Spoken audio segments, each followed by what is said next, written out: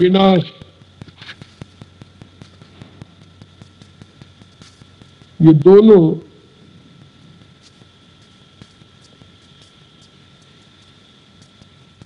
जीवन के प्रयोजन नहीं बल्कि अपनी आंतरिक मांग के बिल्कुल विपरीत स्थिति। हम सुख और उत्थान चाहते हैं, विकास चाहते हैं। सुख और विकास ये मनुष्य की मांग है, लेकिन इस मांग को पूर्ण करने के लिए जो रास्ता अपनाता है ना, उसके बदले में उसे मिलता है दुख और विनाश। और उसमें हेतु क्या है, तो भगवान ने जैसा कल मैंने बताया था, कहा त्रिविधम नरकस्येदम द्वारम नाशनम आत्मन। ये तीन नरक के द्वार हैं और आत्मा का नाश करने वाले। कौन कौन? काम, क्रोध तथा लोभ। तस्माद एतत् त्रयम् त्यजेत्। काम, क्रोध और लोभ, इसलिए इन तीनों का त्याग करना चाहिए।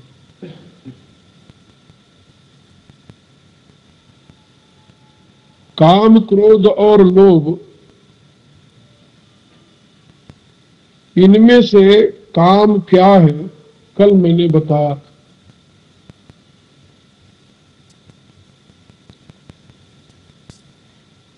बुद्धि में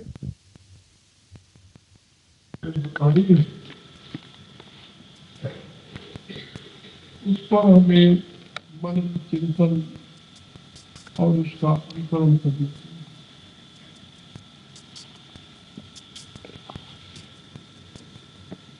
दुख और विनाश, ये दोनों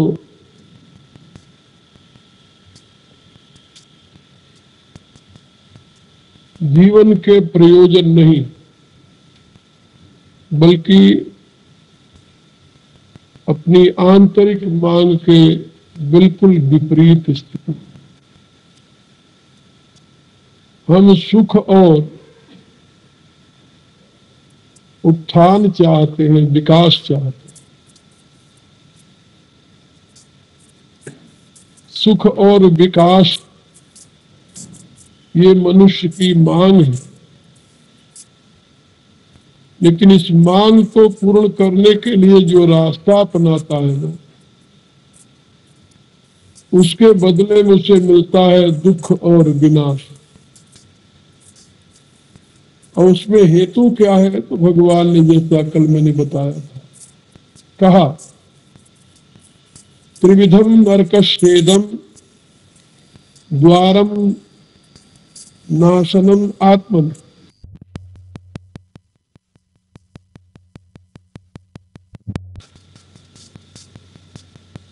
ये तीन नरक के द्वार हैं और आत्मा का नाश करने वाले।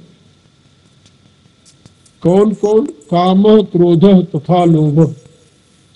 तस्माद एतत् त्रयम् त्यजेत्। काम, क्रोध और लोभ,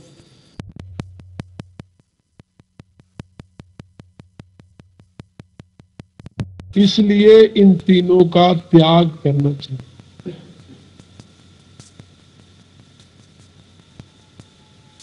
काम, क्रोध और लोभ, इनमें से काम क्या है कल मैंने बताया।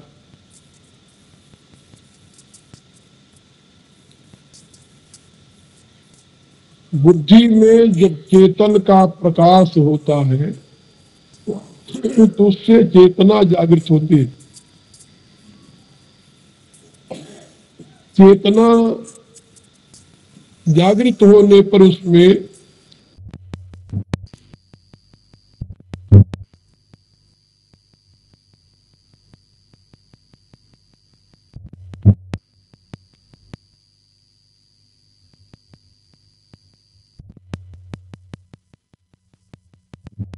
नाशनम आत्मन, ये तीन नरक के द्वार हैं और आत्मा का नाश करने वाले। कौन कौन? काम, क्रोध तथा लोभ।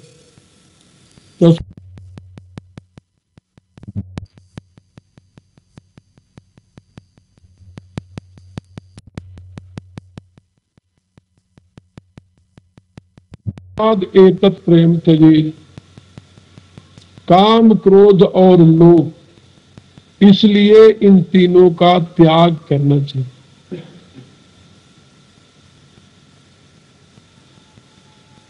काम, क्रोध और लोभ, इनमें से काम क्या है कल मैंने बताया।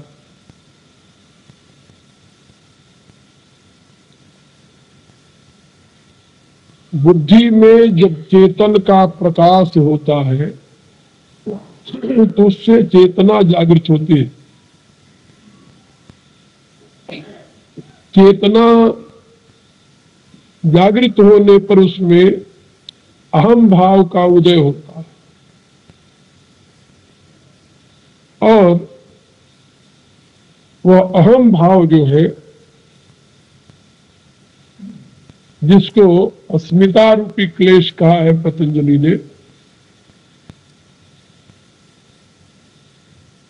वह जब अपने में अभाव की अनुभूति करता है, अभाव महसूस करता है, कमी महसूस करता है, तो उसमें कामना का जन्म होता है। उस कमी को पूर्ण करने के लिए, कमी को दूर करने के लिए कामना का जन्म होता है।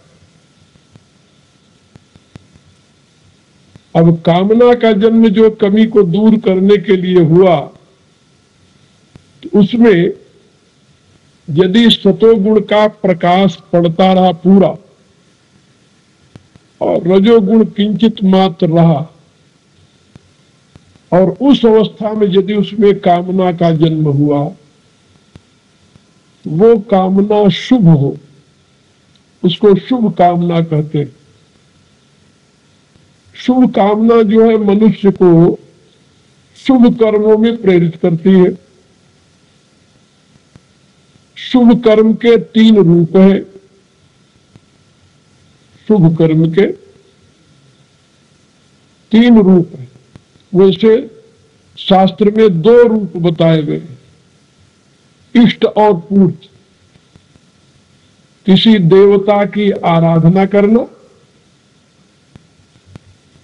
किसी की उपासना इष्ट को स्वीकार करके, और उसके लिए पूजन यज्ञ आदि करना, इसको इष्ट कर्म कहते हैं। और दूसरा पूर्त कर्म है। पूर्त कर्म क्या है? अपने परिश्रम की कमाई से प्राप्त हुए धन को परोपकार में लगाना, उसको पूर्त कर्म कहते हैं। धर्मशाला बनवा देना, मंदिर बनवा देना, और किसी गरीब की मदद कर देना, स्कूल बनवाना, कुआं बावड़ी बनवा देना, पानी की व्यवस्था कर देना, यानी परोपकार के जो कार्य है, इसमें अपने मेहनत की कमाई के धन को लगाना, ये पूर्त कर्म है। तो इष्ट कर्म और पूर्त कर्म, उपनिषद में इष्टापूर्त ऐसा कहा। ये दो प्रकार के कर्म जो है, इनको शुभ कर्म कहते हैं। और एक तीसरा भी कर्म शुभ कर्म है, अपने कर्तव्य का पालन कर, जो ड्यूटी मिली है, कर्तव्य मिला है, उसका ईमानदारी से पालन करना, ये भी शुभ कर्म में आता है। तो शुभ कर्म के तीन भेद हो गए, इष्ट, पूर्त और कर्तव्य पालन। तो वहां इष्ट कर्म नहीं होगा, वहां पूर्त कर्म नहीं होगा, वहां कर्तव्य पालन नहीं होगा, तीनों नहीं होगा। इष्ट कर्म के लिए वहां स्थान नहीं होता, और पूर्त की प्रवृत्ति नहीं होती, और स्वधर्म में निष्ठा नहीं होती। फिर वो क्या करता है, जो आजकल लोग कर रहे हैं किसी भी प्रकार से उस कामना की पूर्ति के लिए प्रयत्न करना, किसी भी प्रकार माने धर्म से, अधर्म से, चोरी से, बेईमानी से, दगाबाजी से, दूसरे को धोखा दे करके किसी भी प्रकार से कामना की पूर्ति का प्रयत्न कर, ये उस पर हो जाता। और यदि कहीं उस कामना की पूर्ति में व्यवधान आ गया तो रजोगुण प्रबल है, उस प्रबल रजोगुण का साथ थोड़ा सा तमोगुण दे दे। एक बात और मैं आप लोगों को बताऊं, रजोगुण कभी अकेला नहीं रहता, वो निरालंब नहीं रहता, या तो सतोगुण के साथ रहेगा या तमोगुण के साथ रहेगा, अकेले नहीं रहता। क्रिया जो है, क्रिया का आधार या तो सतोगुण होगा या तमोगुण। क्रिया रजोगुण का धर्म है, लेकिन वो स्वतंत्र रूप से क्रिया में प्रवृत्त नहीं होता। यदि सतोगुण के प्रकाश में रजोगुण काम कर रहा है तब तो उसमें इष्टपूर्त और स्वधर्म निष्ठा, इष्टपूर्त कर्म और स्वधर्म निष्ठा, ये तीन प्रकार से शुभ कर्म संपादन होंगे। और यदि सतोगुण का प्रकाश नहीं मिल रहा, तमोगुण से आच्छादित हो गया, तब क्या होगा? तमोगुण से आच्छादित होने पर फिर वहां धर्माधर्म विवेक नष्ट हो जाता है।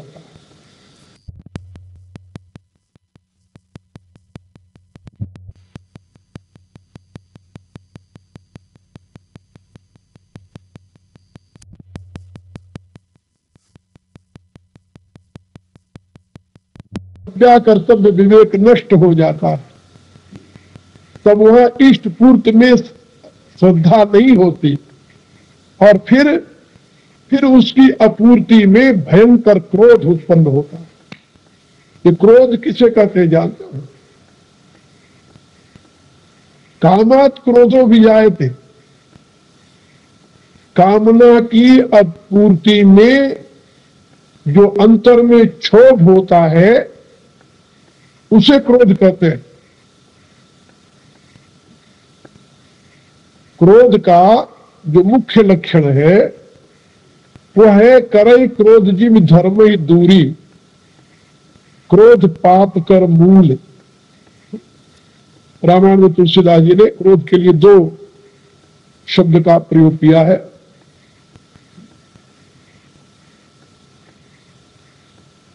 एक तो क्रोध पाप कर मूल, क्रोध में पूर्ण वृत्ति नहीं रहती, हित वृत्ति नहीं रहती।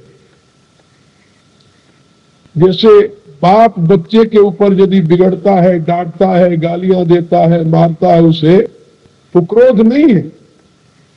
क्रोध क्यों नहीं है? वो इसलिए कि उसकी बच्चे के प्रति अहित वृत्ति नहीं है। क्या सुनिए, अहित वृत्ति नहीं है। क्रोध में हित वृत्ति नहीं रहती। जहां दूसरे के हित की चिंता है आपको, वहां क्रोध नहीं है,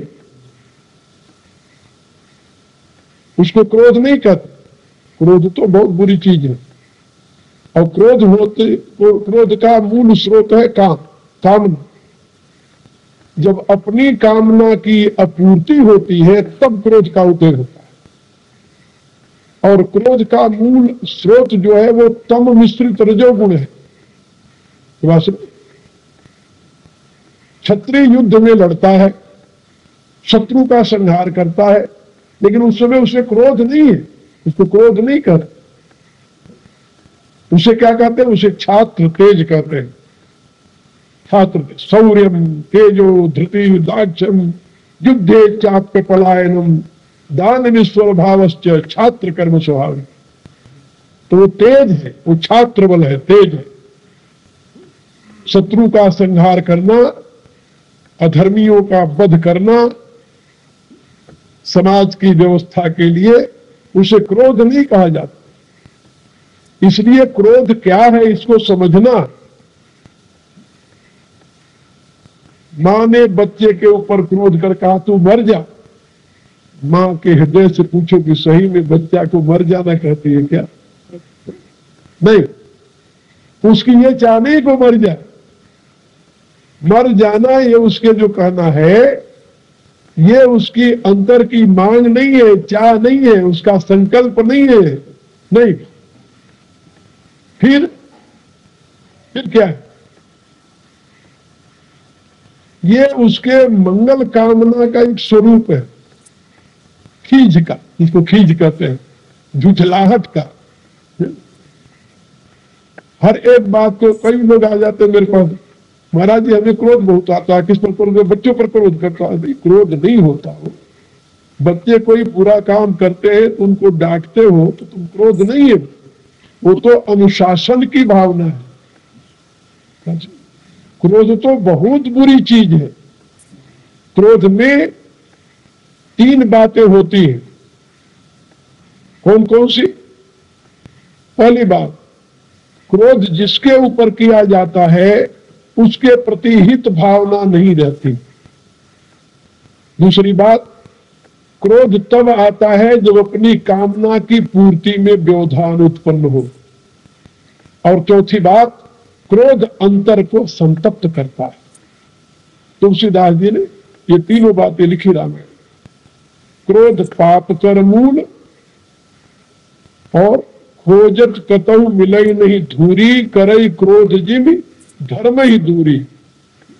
और तीसरी जगह, रिस तन जरई होई बलहानी।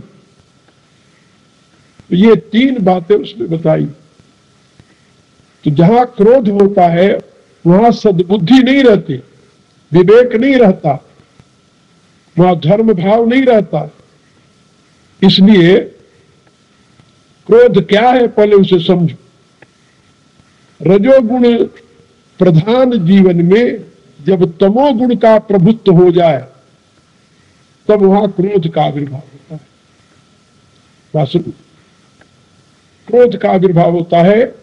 तम के प्रभाव से प्रभावित रजोगुण में क्रोध होता है, सत के प्रभाव से प्रभावित रजोगुण में तेज होता है। महाभारत में इसका बड़ा सुंदर विवेचन है। मैंने अपने गीता भाष्य के 2 अध्याय के व्याख्यान में इसको, भाष्य में इसकी व्याख्या की उदाहरण के द्वारा। तो मेरे कहने का अभिप्राय कि ये क्रोध तो पाप का मूल है और धर्म को रहने नहीं देता, इसलिए क्रोध से अधिक भयंकर और कोई दूसरा शत्रु नहीं। और इस क्रोध का जनक काम है, इसलिए भगवान ने गीता के 3 अध्याय में कहा, यही शत्रु महाबाहो काम रूपम दुरासत। ऐसा कहा। तो ये क्रोध तमोगुण का परिणाम ऐसे समझ लो, प्योर तमोगुण का नहीं, तम मिश्रित रजोगुण का परिणाम, जिसमें सतोगुण के लिए स्थान नहीं रहता। अब ये क्रोध जो आया कामना की अपूर्ति के नाते, ये जाएगा कैसे? वही तमोगुण से बचो, तामसिक पदार्थों से दूर रहो।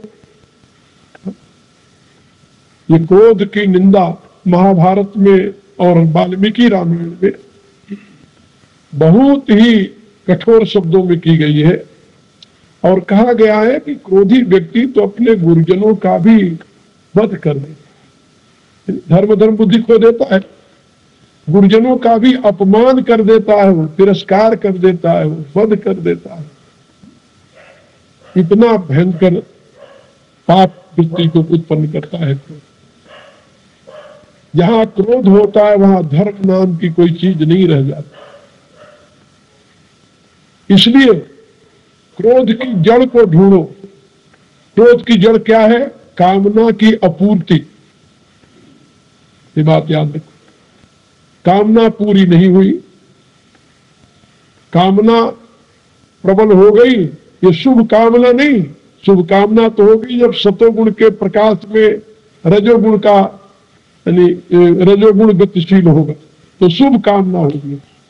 और जब प्योर रजोगुण प्रभावित हो गया तो शुभ कामना नहीं रही, कामना हो गई। और कामना की आपूर्ति में जहां व्यवधान आया तो तमोगुण के सहारे उसमें से क्रोध उत्पन्न हो गया। ये क्रोध का जनक तम मिश्रित रजोगुण, ऐसे समझिए। तो यदि आप क्रोध को दूर करना चाहो तो तम को दूर करो और रज को दूर करो। रजोगुण और तमोगुण दोनों से सावधान रहो। वो कहते हैं ना कि एक तो करेला दूसरे नीम चढ़ गया, तो रजोगुण तो वैसे ही घोर है। हमारे यहां तीनों गुणों की व्याख्या की गई सांख्य शास्त्र में। शांत, घोर और मोह, ये तीनों गुणों के स्वभाव है। सतोगुण जो है वो शांत है। जहां सतोगुण होगा वहां शांति आप देखें। जहां रजोगुण होगा वहां घोर है। रजोगुण को घोर कहा गया है। तो घोर होने के नाते उसमें आप हमेशा अस्थिरता देखेंगे, गति देखेंगे, चैन नहीं, बेचैनी देखेंगे। आप जाइए हाथी के सामने खड़ा हो, हाथी क्या शांत और क्या विशाल काय है, और कितना शांत है। उसकी आंखों की तरफ देखिए तब भी लगता है कि किसी को क्रोध से हाथी नहीं देखता, प्यार से ही देखता है। कितना विशाल काय पशु। लेकिन आप कहीं भेड़िए के सामने चले जाइए, जू में जाकर देखिए, भेड़िए के सामने चले जाइए, शेर जहां बाघ होते हैं, शेर होते वहां जाकर देखिए, तो वो आपको शांत नहीं मिलेगी। वो या तो इधर से उधर, उधर से उधर चलते हुए दिखाई देंगे, गतिशील रहेंगे, और या तो खूंखार होकर के इधर उधर देखते रहेंगे, आंखें फाड़ फाड़ देख करके भी डर लगता है। तो ये अब इनमें दोनों में आहार देखिए। हाथी का आहार क्या है भाई? शुद्ध शाकाहारी पशु है, इतना विशाल का है, शुद्ध शाकाहारी पशु। दुनिया में हाथी से बड़ा और पृथ्वी पर कोई जानवर नहीं है विशाल का, लेकिन है वो शुद्ध शाकाहारी, बलवान महा है। उससे बड़ा बलवान भी कोई नहीं है, लेकिन शुद्ध शाकाहारी है। जो लोग कहते हैं ना कि शाकाहारियों में बल नहीं होता, कभी कभी मैं उससे पूछता हूं, भाई दुनिया में सबसे महाबलवान तो हमारे हनुमान जी है, मांसाहारियों में कौन सा बल होता है? हनुमान जी और लंका में जितने बड़े बड़े वीर थे मांसाहारी, जो बड़े बड़े वीर थे, सबके साथ एक बार हनुमान जी की मुठभेड़ से कहते हैं सामना हुआ, सबके साथ।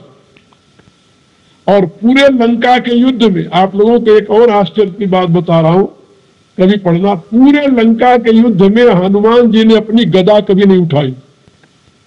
गदा से उन्होंने कभी युद्ध नहीं किया। कभी आपको कहीं पढ़ने को नहीं मिलेगा कि हनुमान जी ने किसी को गदा मारा हो ना। फिर जहां कहीं उनका युद्ध हुआ तो वहां पर वो घूसा मारते थे। मुटका एक महाकपियली। हाँ, उनका ये कहना था, रावण के साथ युद्ध हुआ उनका, एक शर्त पर युद्ध हुआ, एक शर्त पर, कि यदि मैं घूसा मार दूं और तू खड़ा रहे फिर क्या होगा? काफी राम सीता को छोड़ देंगे, हम लौट कर चले जाएंगे, हार मान जाएंगे। और यदि तू घूसा मारे और मैं खड़ा रहूं तब क्या होगा? ये तू निश्चय कर ले। तो रावण ने कहा कि मैं भी अपना पराजय मान लूंगा। कहा पराजय मान लूंगा तो हो जा। कहा पहले कौन मारेगा? हनुमान जी ने कहा कि हमारे यहां नहीं, पहले मैं मार, पहले तुम मार, तुम मारो, और तुम्हारे घूंसे से यदि मैं गिर जाऊं फिर तो युद्ध हार गए, लड़ने की जरूरत नहीं। रावण ने सोचा कि इससे बढ़िया और क्या मौका मिलेगा, ये तो बहुत सीधी सी बात है। और जिसके बल से त्रिलोकी कांपता है, बड़े बड़े देवता थर्राते हैं, और ये हमारे घूंसे को कैसे बर्दाश्त कर लेगा, मुष्टिका को कैसे बर्दाश्त करेगा। हो गया, दोनों ने अस्त्र सब त्याग दिया। हनुमान जी तो ऐसे अस्त्र नहीं चलाते थे, गदा तो केवल हाथ में रखते थे। वो पूरे महाभारत क्या बोलते हैं, लंका के युद्ध में हनुमान जी ने कभी किसी के ऊपर गदा का प्रयोग नहीं किया, हमें कहीं पढ़ने को नहीं मिला। अब देखिए, तो उधर से रावण ने पहले घूंसा मारा। रावण ने घूंसा मारा तो तुलसीदास जी लिखते हैं, जान के कि प्रभु कपि भूमि न गिरा। वो अपने जैसे वो बैठते हैं ना वीरासन से, उसके घूंसा लगते वीरासन से बैठ गए और गिरे नहीं। जान टेक कपि भूमि न गिरा, उठा संभारी बहुरी ऋषि भरत। कहा अब तेरी बारी पूरी हो गई, अब मेरी बारी है। वैसे संबंध की बात बता रहा हूं। संबंध में रावण जो है ये हनुमान जी का बड़ा भाई लगता है, बड़ा भाई। दोनों ही ब्राह्मण कुल के हैं और दोनों ही महावीर हैं, लेकिन एक अपने चरित्र से राक्षस बन गया और दूसरा अपने चरित्र से देवता। ब्रह्मा के जो पुत्र है उसमें पुलस्त है, पुलस्त बड़े प्रतापी पुत्र ब्रह्मा के। पुलस्त का पुत्र विश्रवा और विश्रवा का पुत्र जो है वो रावण है, ये पुलस्त का पौत्र है। हनुमान जी समझाते हुए रावण को यही कहते हैं, जब कोई भाई एक दूसरे भाई को समझाता है तो यही कहता है ना कि भाई अपने कुल की तरफ देखो, तुम्हारे कुल की इतनी कीर्ति है, तुम क्या अन्याय कर रहे हो। तो हनुमान जी रावण को यही समझाते हैं, उत्तम कुल पुलस्त्य करनाति, शिव विरंच पूजे बहुभांति, पायो बर की नेव बहु काजा, जीते लोकपाल सुर राजा, नृप अभिमान मोह बस किंबा, हरियाणा सीता जगदम्बा। तो यही समझाते हैं तुम तो उत्तम कुल में पैदा हुए हो। और एक जगह और उन्होंने कहा है कि तुम पुलस्त कुल में कलंक मत लगाओ, इतने उच्च कुल में पैदा होकर के कलंक मत लगाओ। और हनुमान जी जैसे पुलस्त के पौत्र रावण है, ऐसे ही हनुमान जी बृहस्पति के पौत्र है। बृहस्पति का पुत्र केसरी और केसरी के पुत्र हनुमान। तो ये दोनों ही ब्राह्मण हैं जन्म से, और दोनों ही महाबली है, महावीर है, महातपस्वी है। तो रावण की घूसा के लगने से, मुष्टिका लगने से हनुमान जी गिरे नहीं। जान टेक कपि भूमि न गिरा, उठा संभारी बहुरी ऋषि भरा। और कहा कि अब तू समझ जा, मेरी बारी है। तो हनुमान जी ने एक घूसा मारा रावण, और उस घूसा को लगते ही मूर्छित होकर पृथ्वी पर गिर गया, होश वास उड़ गई। और मूर्छा गई बहोरी सो जागा। जब उसकी मूर्छा चली गई, हनुमान जी खड़े, जब उसकी मूर्छा चली गई तो उठा। मूर्छा गई बहोरी सो जागा, कपि बल विपुल सराहन लागा। तब हनुमान जी के बल की सराहना करने लगा कि धन्य है वीर तू, धन्य। तो हनुमान जी ने कहा कि मैं धन्य नहीं हूं, धिग धिग मम पौरुष अधिक मोही, जो तय जियत बचे सिरद्रोही। अरे मेरे घूसा को लगने से तू जीता बच गया, इसमें मेरी बहादुरी नहीं है, ये तो मुझे दिखा है। हनुमान जी ने कहा कि तुम्हें तो मर जाना चाहिए था। महाभारत में बड़ा सुंदर इसका उत्तर दिया है। जब भीम ने हनुमान जी का वो विशाल रूप देखा तो हनुमान जी से पूछा, कहा कि प्रभु आज मुझे एक शंका हो रही है। क्या शंका हो रही है? कहा आप ऐसे महाबली वीर के होते हुए भगवान राम को रावण से युद्ध करना पड़ा। मेरे को तो ऐसा लगता है कि त्रिलोकी में कोई ऐसा है ही नहीं जो आपके साथ युद्ध कर सके और आपके इस रूप को देख करके जीवित रह सके। रावण कैसे जीवित बचा? तो हनुमान जी मुस्कुराए। हनुमान जी ने कहा, भीम ये धर्म का रहस्य बड़ा गूढ़ है भाई। मैंने रावण का वध जान करके नहीं किया। यदि मैं चाहता तो मैं रावण का वध कर सकता था। महाभारत में कहा, उद्योग पर्व में कहा, मैं यदि चाहता तो रावण का वध कर सकता था, लेकिन मैं रावण का वध जान करके नहीं किया। वन पर्व में एक था। क्यों नहीं किया? कहा यदि मैं रावण का वध कर देता तो राम की जो अक्षय कीर्ति है मेरे प्रभु की, वो कैसे होती। इसलिए मैं अपने प्रभु की कीर्ति को अक्षय बनाने के लिए रावण का वध नहीं किया। ये हनुमान जी ने कहा। तो मैं आप लोगों को केवल ये बताना चाहता था कि ये जो पौरुष है, बल है, शक्ति है, इसके लिए मांसाहार जरूरी नहीं है। जैसा कि आजकल लोग कहते हैं प्रोटीन जहां से मिले वो खाओ, तो प्रोटीन किस में है? कहा कि मांस में। अरे हमने कहा भाई मांस जिसकी तुम खाते हो वो क्या खाता है? क्या खाता है? भेड़ की मांस खाते हो, बकरी की मांस खाते हो, लोग गाय की मांस खाते हैं, भेड़िए की मांस, कुत्ते की मांस, गीदड़ की मांस तो नहीं खाते तुम लोग। तो जिनकी तुम मांस खाते हो तो सारे जानवर शाकाहारी हैं। अरे बुद्धि के धनियों, तुम लोग जो शाक खा करके उनके शरीर में प्रोटीन बनता है, तो वो प्रोटीन तुम डायरेक्ट शाक से क्यों नहीं लेते? शाकाहारी पशुओं को ही खाते हैं लोग ना, मांसाहारी को तो नहीं खाते। कुत्ते की मांस तुम्हें कोई परोस दे तो खाओगे? मांस किसका खाते हो? भेड़ की, बकरे के, बेचारे के। तो जो मांसाहारी है उनकी मांस तो तुम नहीं खाते, तुम तो शाकाहारी की मांस खाते हो। तो उनमें प्रोटीन कहां से आ गया? कहा घास पात से। कहा तुम डायरेक्ट प्रोटीन लो से। लेकिन नहीं, बुद्धि जब भ्रष्ट होती है तो आहार विहार बदल जाता है, शुद्ध आहार की तरफ दृष्टि नहीं जाती।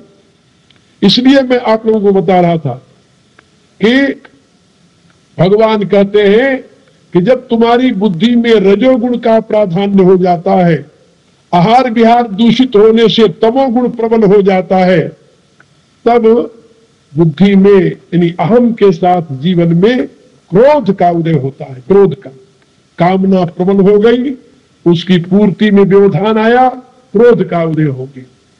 क्योंकि जो कामना होती उस अवस्था में, उसकी पूर्ति कोई नहीं कर सकता। दुनिया में किसी की कामना पूरी नहीं हुई। शुभ कामना तो पूरी हो जाती है, लेकिन वो कामना पूरी नहीं होती जिसमें, क्योंकि उसका कोई अंत नहीं है ना। तृष्णा न जीर्णा वैमेव जीर्णा वाली बात है। भर्तृहरि कहते हैं हम तो बूढ़े हो गए लेकिन तृष्णा पूरी नहीं हुई। तो उस तृष्णा के अपूर्ति में